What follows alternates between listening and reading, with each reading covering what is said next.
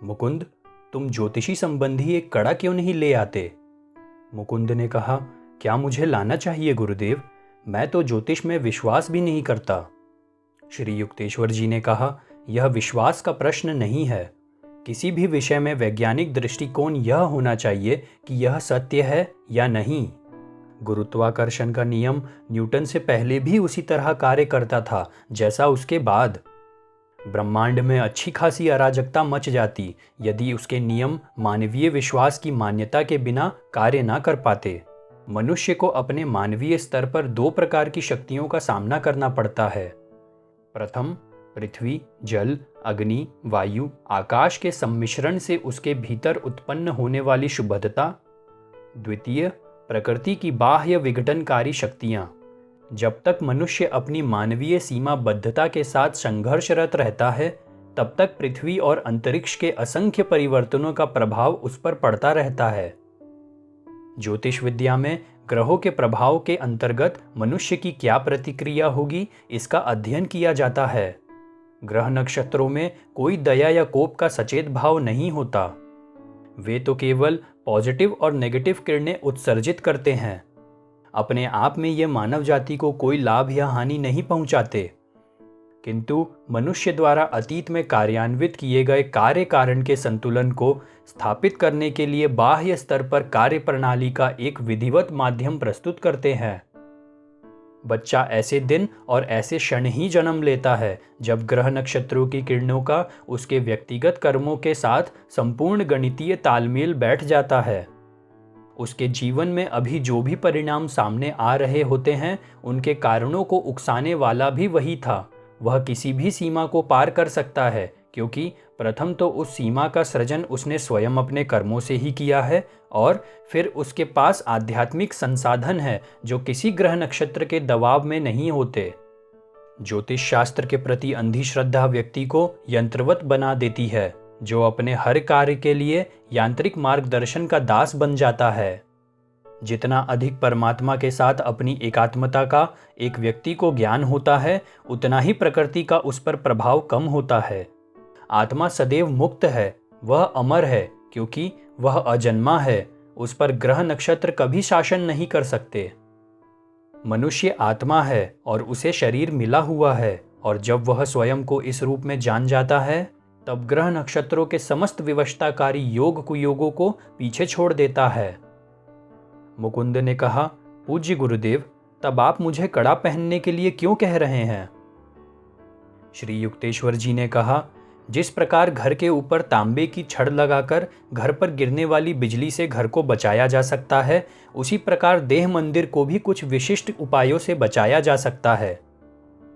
विश्व में निरंतर विद्युत और चुंबकीय किरणों का संचार होता रहता है। ये किरणें मानव शरीर पर अच्छा या बुरा प्रभाव डालती हैं। युगों पूर्व हमारे ऋषि मुनियों ने सूक्ष्म वैश्विक किरणों के प्रतिकूल प्रभावों का सामना करने की समस्या पर गहन चिंतन किया। तब उन्हें पता चला कि शुद्ध धातुएं एक ऐसे सूक्ष्म प्रकाश की किरणों का उत्सर्जन करती है जो ग्रहों के प्रतिकूल प्रभावों को निष्फल करने की प्रचंड शक्ति रखती है। जड़ी बूटियों के कई संयोग भी यह काम कर सकते हैं, परंतु इन सब में सबसे अधिक प्रभावशाली है 2 रत्ती से अधिक वजन के दोष रहित रत्न। मुकुंद ने कहा, गुरुदेव, मैं अवश्य ही आपका सुझाव मानकर कड़ा ले आऊंगा। किसी ग्रह को मात देने के विचार से ही मेरा रोम रोम पुलकित हो रहा है।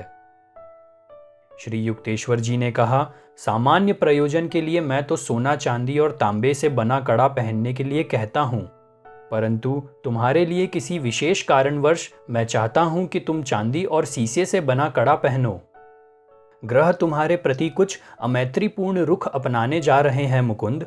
डरो मत, तुम सुरक्षित रहोगे। 1 महीने के आसपास तुम्हारा यकृत तुम्हें गहरी पीड़ा देने वाला है। विधि लेख के अनुसार इस रोग को 6 महीने रहना है, परंतु ग्रह शांति का कड़ा पहनने से यह अवधि घटकर 24 दिन हो जाएगी। दूसरे ही दिन मुकुंद एक जौहरी के पास पहुंच गया और शीघ्र ही कड़ा बनकर तैयार हो गया। मुकुंद का स्वास्थ्य अति उत्तम था। गुरुदेव की भविष्यवाणी मुकुंद के दिमाग से निकल भी गई। वे काशी में कुछ दिन रहने के लिए श्रीरामपुर से चले गए। गुरु से उस वार्तालाप के 30 दिन बाद यकृत के आसपास मुकुंद को अचानक पीड़ा होने लगी। उसके बाद के कुछ सप्ताह भयंकर यातना के दुःस्वप्न की भांति गुजरे। गुरुदेव को इसके लिए कष्ट देने की मुकुंद की इच्छा नहीं थी, अतः उसने सोचा कि इस यातना को वह स्वयं ही हिम्मत करके सहन कर लेगा। परंतु 23 दिन की भयंकर यातना ने मुकुंद के संकल्प को कमजोर कर दिया और काशी जाने के लिए वह रेलगाड़ी पर सवार हो गया। वहां श्री युक्तेश्वर जी अस्वाभाविक उत्साह और प्रेम के साथ मुकुंद से मिले, परंतु अकेले में अपनी पीड़ा उन्हें बताने का कोई अवसर उन्होंने मुकुंद को नहीं दिया। उस दिन अनेक लोग उनके केवल दर्शन के लिए वहां आए। रुग्ण और उपेक्षित अवस्था में मुकुंद एक कोने में बैठा रहा। रात को भोजन के बाद ही सारे अतिथियों से छुट्टी मिली। तब गुरु ने मुकुंद को उस घर की अष्टकोनी बालकनी में बुलाया और कहा, तुम अवश्य अपनी यकृत पीड़ा के संबंध में यहाँ आए होगे। मैंने तुम्हें पेट का जो व्यायाम सिखाया है उसे करो। तुम कहते हो तुम्हें पीड़ा है, मैं कहता हूं तुम्हें कोई पीड़ा नहीं है। मुकुंद स्तंभित हो गया और फिर आनंद युक्त स्वस्थता से विभोर हो गया। अब उस पीड़ा का कहीं लवलेश मात्र भी नहीं था, जिसने कई सप्ताहों तक मुकुंद को सोने भी नहीं दिया था। श्री युक्तेश्वर जी के मुख से शब्द निकलते ही रोग इस प्रकार लुप्त हो गया जैसे कभी हुआ ही ना हो।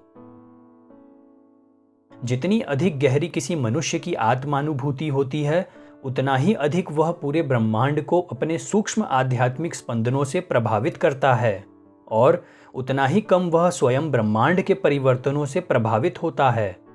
गुरुदेव के यह शब्द प्रायः मुकुंद के मन में उठकर उसे प्रोत्साहित करते रहे। ईश्वरीय संरक्षण में पूर्ण विश्वास और मनुष्य की ईश्वर प्रदत्त इच्छा शक्ति, ये दोनों ऐसी प्रचंड शक्तियां हैं कि इनके सामने ग्रह नक्षत्रों से प्रभावित होने वाली शक्तियां ठहर नहीं सकती। ईश्वर ने प्रत्येक मनुष्य को आत्मा के रूप में बनाया है, उसे स्वतंत्र व्यक्तित्व दिया है, इसलिए वह विश्व रचना का एक अनिवार्य अंश है। फिर अपनी अल्पकालिक भूमिका में चाहे वो आधार स्तंभ हो, चाहे एक परजीवी। यदि मनुष्य चाहे तो उसकी मुक्ति तत्काल और अंतिम होगी। यह बाह्य विजयों पर नहीं बल्कि आंतरिक विजयों पर निर्भर है।